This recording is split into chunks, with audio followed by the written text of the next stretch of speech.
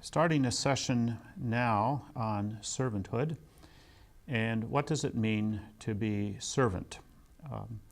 It's not a word that is very popular because everybody wants to be leader, lord, higher up. Servant is not attractive to most of us. And I've written about this, and so I just want to have you note the books that I've written. In fact, the one on servanthood at the top has now reached over 40,000 copies in distribution and has become a bestseller for the publishing company. And what I'm going to give you now will be just a small sampling of what's in that book. But if you want more, the servanthood book is available to you. It's also available in Russian and Chinese and Portuguese and Korean. The conflict material is contained in the book Cross-Cultural Conflict, which is there on the board. The publisher is InterVarsity Press, if that makes any difference. And then the material that we had on cultural differences is contained in the book in the middle, Cross-Cultural Connections. And together the three of them have sold over 100,000 copies. So they have found some acceptance and helpfulness in the larger community of people who are going internationally or even across ethnic groups. I know a couple of people who have bought it because they're working with their spouse through the book. And that's also kind of pleasant, and I find that very gratifying. So at any rate, those books are available if you should wish to go further in any of these topics. So right now we're talking about servanthood. What does it mean to serve? Well, when I was involved in teaching, I was teaching about 500 missionaries a year and also some expatriates from multinational corporations in how to adjust cross-culturally. So on any given year, maybe at least 700 people going through my teaching, some others, faculty with me, part of the teaching program. And especially in our missionary community, we found that the frequent word was serve or servant. We want to serve the people, we want to serve the church, we want to serve the culture or the society, we want to serve God. So that was the theme very often throughout the entire program.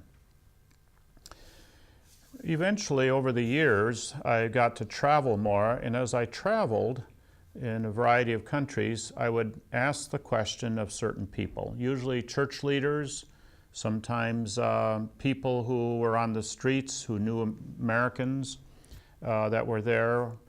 Sometimes it would be leaders of denominations, and I would ask them this question: what could missionaries do to more effectively minister the gospel of Christ in your country? And so they would often say that they were very grateful for the missionaries who had come, because much of the time their salvation came through the message of missionaries. And so they were very grateful for this, and were thankful to God for the people who had come, oftentimes from North America, but also from Western Europe and other countries as well. So then as they finished their very kind remarks, they then said, missionaries could be more effective if they didn't think they were so superior to us. And that came so many times, slightly different ways, but essentially the same message, that I realized that there had to be some substance behind it, some general reason for it. So I thought to myself, well, I don't think missionaries generally think of themselves as higher. They don't consciously do that. I mean, none of us do, but maybe a few, but most of us don't. So that doesn't seem to be the problem. So what can be the problem? Well, I think one of the problems is that and this would be true of all of us, if we were to go into another culture, we would tend to assume that they're much like us, and so I can be myself and they will be themselves. And sure, there's clothing differences and food differences, but pretty much we're the same. And of course, we already know that there's some very deep differences in how we handle conflict, how we think of shame or face or embarrassment, the cultural differences, the use of time, all of these kinds of things. So just by being who they were, more assertive, task-oriented, get the job done, they tended to come across as being superior. Our way is better, my way is better, your way is not as good. But the other thing that I think happened with missionaries, and actually anybody who goes cross-cultural, because now there are Brazilians going to South Korea, and there are South Koreans going to Congo, and I mean, this is happening all over the place. But what we're finding is everybody makes the same human mistakes. So what I'm saying about Americans is probably going to be true of Koreans or Brazilians or Russians. The other thing that happened is I think that when, at least in America, when we call ourselves servant and we hear ourselves thinking that and saying that frequently, a little switch goes off in our head and we say, now I am a servant. See, if I think I am, it doesn't take much to say I am. Now, if you think you're being servant, then everything you do is assumed to be serving the people, serving the culture, serving the church, etc., serving God.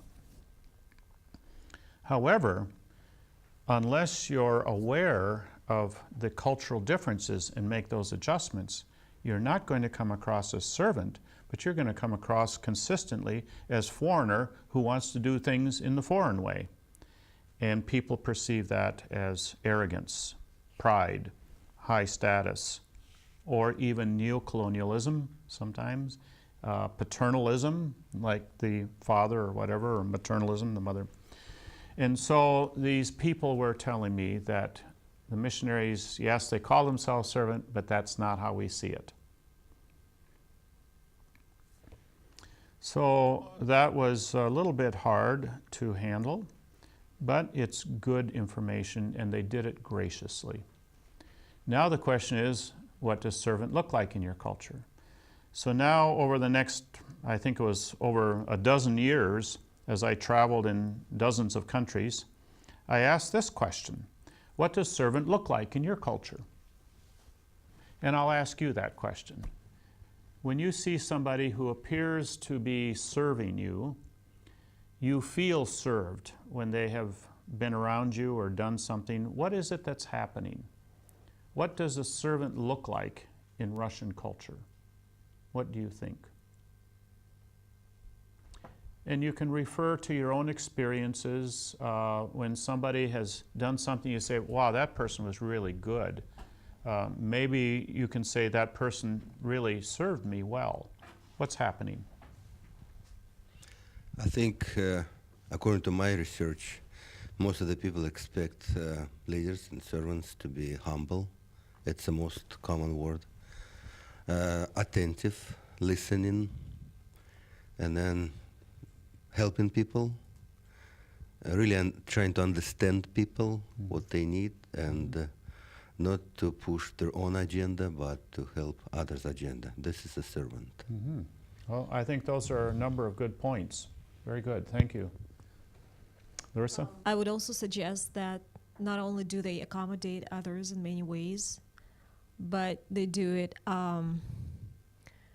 in a very servant spirit in terms of sacrifice. I mean, one of the, people in Russia are involved, just like in America, in many things daily. They're involved in their daily routines, and it's really hard to put in the schedule anything. But if you feel like if you're feeling depressed or you want to talk or you need help of any kind, if you see that someone is making a sacrifice, or maybe you don't even see it, but then you know it later, then it's one of the major signs that this person cares for you, that he's a true servant. Mm-hmm.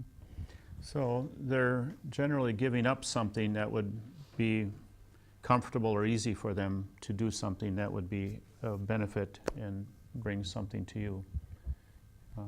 Yes, very good. I would say one very interesting kind of like point of certain sincerity. There's right now, especially when there's elections come, everybody say we're your servants, and while they really struggle for the power, gets to the right place and gets more money. So it seems like, and even like in the capitalism, that says the clerk is smile to you because he makes money out of you. So or whatever the things they're nice to you, they do even because they want finally to get the money. So the sincerity when a person do something that you don't want anything from you. I mean, you wants you, or like when Paul said. So it seems like that more with the capitalism came in. And say, okay, nobody smiled to me. Now they smile for me because they want something money out of me. So that's some sincerity without return that shows. Even they will forgive you when you do some wrong things. But if you sense this sincerity and you do it, so they might forgive you if you think you even serve them wrong. But that'll be more valid sometimes. All right. Yeah. Good. Yeah, so it's the person who does things or makes sacrifices sincerely for your benefit, not for their own benefit. And so otherwise there would be mixed motives. Exactly. Anyone else want to? What are people doing or saying when you're feeling served by them? Any other thoughts?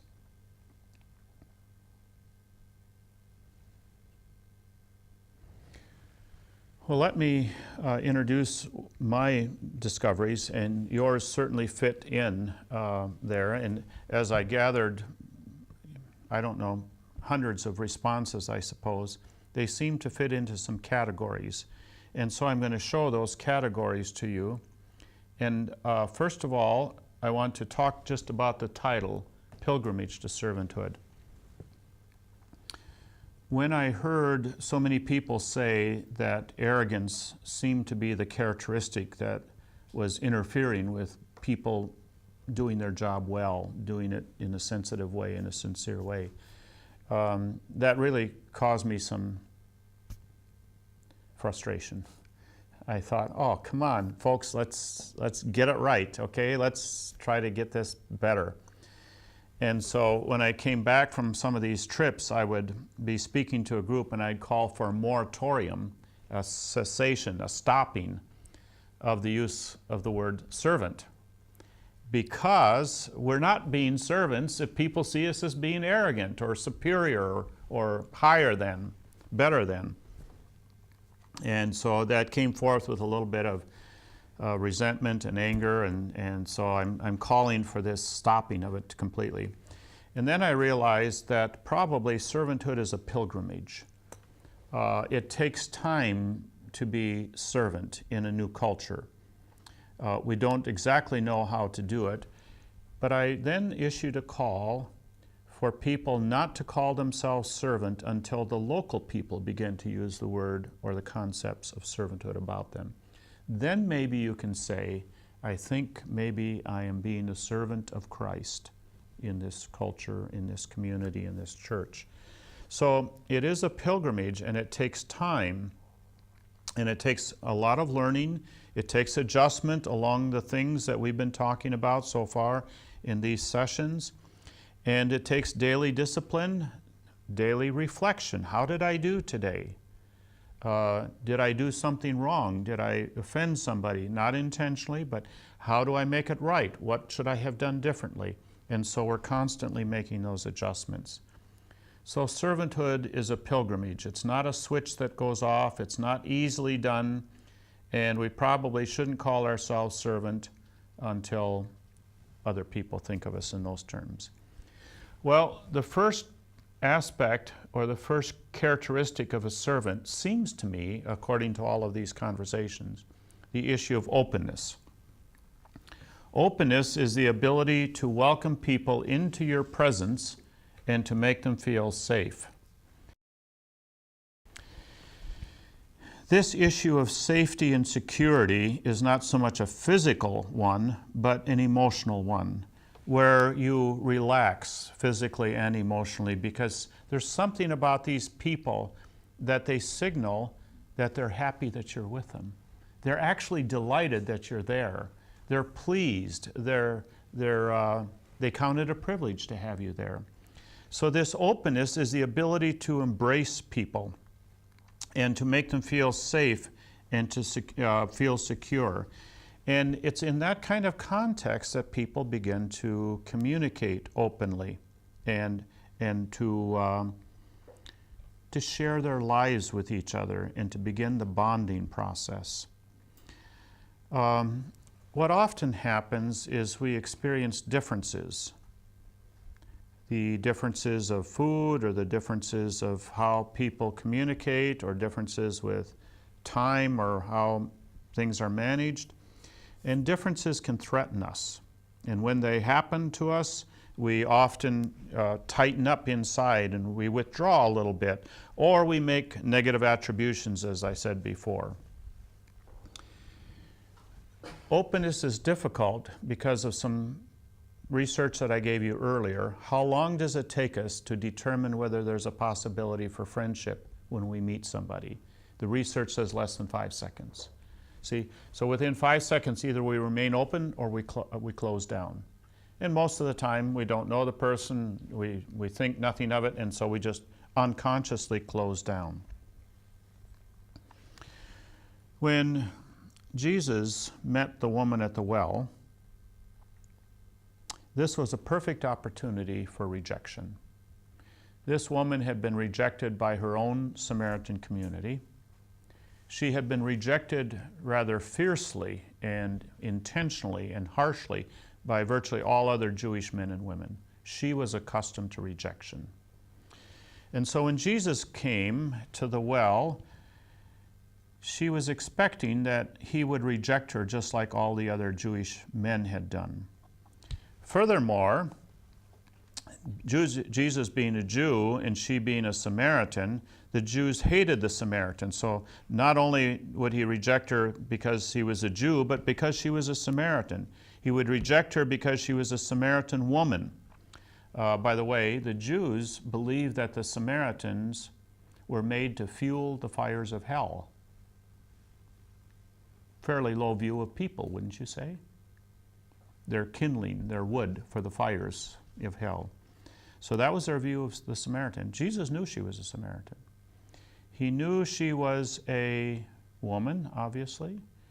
He also knew, and by the way, women were low-caste people. There was a group of Jews called the bruised and bleeding Jews. They thought that women were the source of all evil and all that is bad in the world. Whatever our problems are, it's because we have women. We have to put up with them in our society. So what happened is that whenever they would see a woman, they'd put their hands over their eyes and they'd go off the path quickly and try to get past them. But they'd trip over the rocks and fall into the thorns, and thus the bruised and bleeding Jews. And of course, they became extinct, which isn't hard to understand. But there were people who had that even extreme view of women. And if you read much of the early literature, you'll see that women were held in pretty low esteem, except when Jesus came. Women were important. Well, now she's a woman, and she's an adulteress. She's had all of these husbands, and she's living with another man yet. And so she's, in the eyes of the Jewish people, a very gross, very severe, very extreme sinner. How does Jesus show openness to her? Do you remember the story? John 14, I think. How does he show openness? It was interesting, but he asked her to serve him and give him water. So he accepted her help. And Yeah. he started to talk to her. I mean, just nobody talked. First of all, he talked to her in a gentle voice and asked something of her, kindly. But now, if she's going to give him water, she has to touch something, right? Okay. If a good Jew touched a Samaritan, he would have to go to the temple for cleansing because he had been contaminated by this person. And now, not only is it the Samaritan that's doing it, but the woman who's this terrible sinner. And he says, "Are you willing to help me? Can you give me some water?" And so he treats her not as a Samaritan, not like the other Jews, but as a human. There's the embrace. And she begins to relax. And she begins to feel comfortable in the presence of this person who is very opposite of who she is. Of course, she doesn't know it's Jesus. But she knows he's a Jew, probably a religious Jew. She knows he's a man. And all of these things now are clouding her mind. And Jesus opens the embrace, the capacity to welcome her into his presence, to make her feel safe. And now she listens and trusts him as the Messiah. Openness. Welcoming others into your presence and helping them to feel safe. The ability to withhold judgment and to wait and give this person a chance, but to accept them as human beings, to make them feel comfortable, welcome, be gracious, value them. We strive to serve the contemporary Christian community, and with a variety of Christian educational and evangelistic resources. To see TVS resource base, please visit tvseminary.com. Value them. I'm going to give you a couple of stories where I was not open, and then probably in the next session or later on, I'll give you the answer to the stories, okay? You already heard the problem about the Maasai spitting, so you know the answer to that.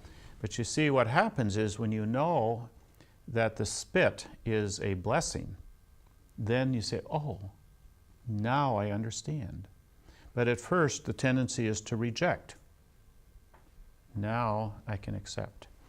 You heard the story about about Eunice and my suspicion and premature judgments about Eunice. And now, knowing what the passive voice and the active voice mean, and how Eunice was really the very innocent, perfect, well-behaved person in the whole thing, she did everything right. Now, rather than rejection, I can embrace. I can say, oh, I understand. We're so quick to reject. So here's two stories. I came home from work one day. It was winter time, and a fair amount of snow had fallen. I called ahead. I don't like to drive over fresh snow in my driveway because it packs down and gets icy and slippery, and you can slip as you're coming and going from the car.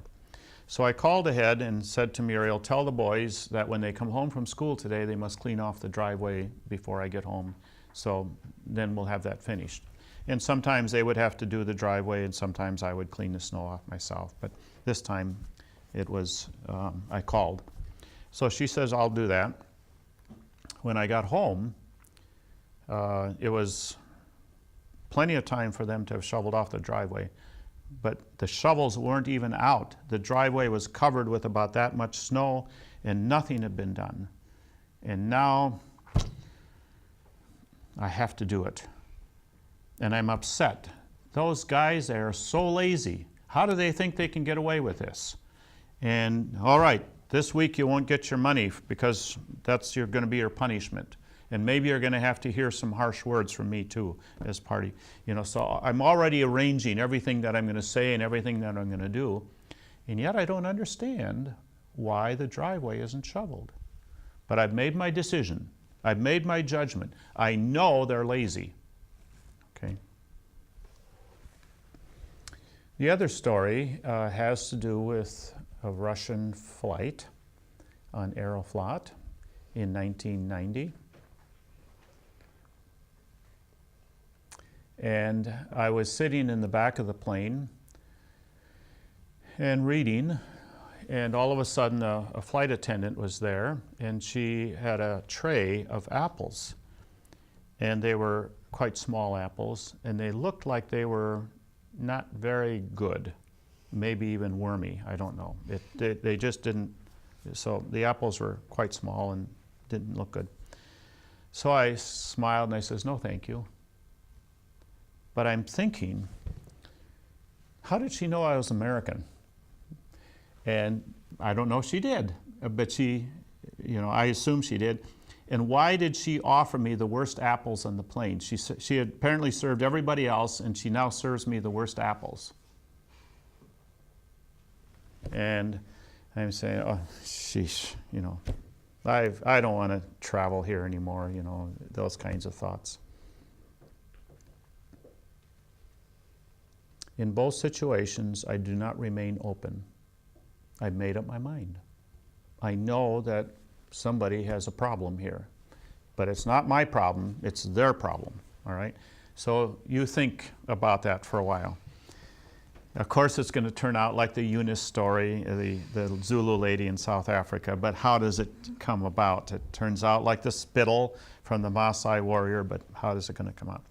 So this issue of openness, the ability to welcome people into our presence and to make them feel comfortable, to relax them so that there can be honest conversation, a sense that we're safe with each other, a sense that I'm not going to be judged, I'm not going to be rejected, somebody's not going to speak harshly to me, somebody's not going to be mean to me, that I'm safe with you. You're safe with me. We can build on that foundation. Okay. With each of the characteristics of servanthood, in this case, openness, I'm going to talk about biblical concepts which support this idea of openness, and then also the necessary skill that will help us to be open people, or whatever the characteristic is. So the biblical concept of hospitality is quite an important one. In the very early days, when people were traveling, and then they came to the end of the day, someone would see them and they would be invited into the home. And they would be welcomed there as people who were on a journey. They would be treated as family. They would be given a nice place to sleep, nice food to eat. And that was hospitality.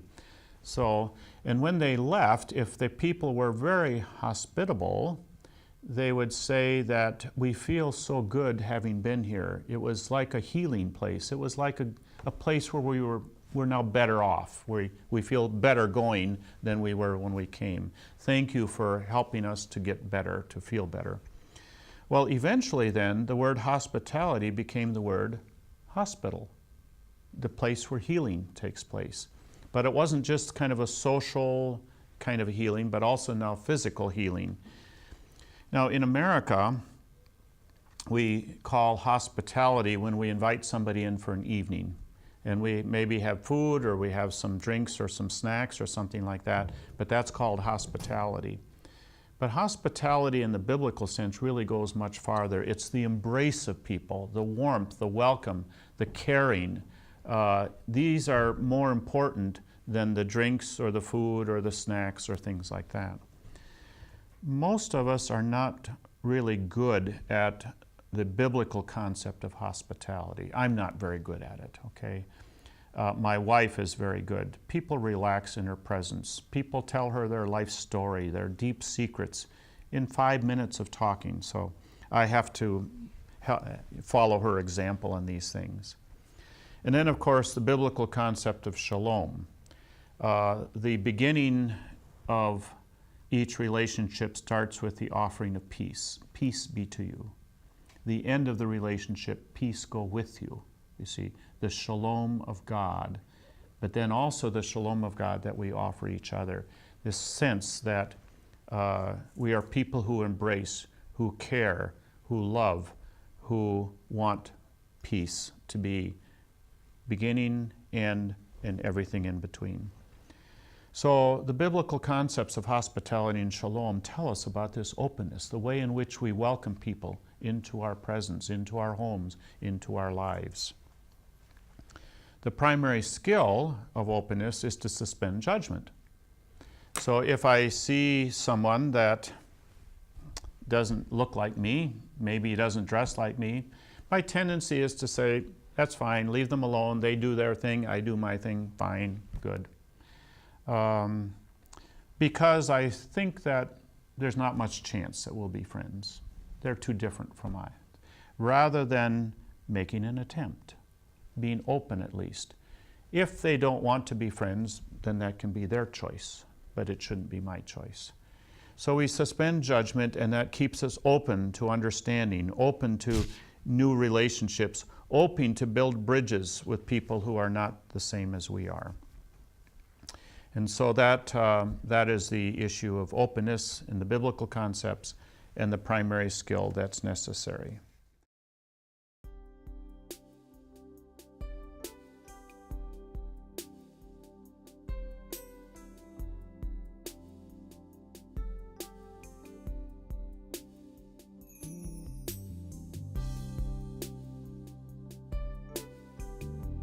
Now he who supplies seed to the sower and bread for food will also supply and increase your store of seed, and will enlarge the harvest of your righteousness. You will be enriched in every way, so that you can be generous on every occasion, and through us your generosity will result in thanksgiving to God. 2 Corinthians chapter 9, verses 10-11. How to give to TVS Ministry. You may give online at efca.org/givenow. In the description place, write Russia Distance Learning, account number 24109-0150. Or make checks out to EFCA. Write on the check memo line, Russian Distance Learning, account number 24109-0150. Mail to EFCA Donor Services, 901 East 78th Street, Minneapolis, Minnesota, 55420-1300. Or send your gift through PayPal for tvs.gift@gmail.com.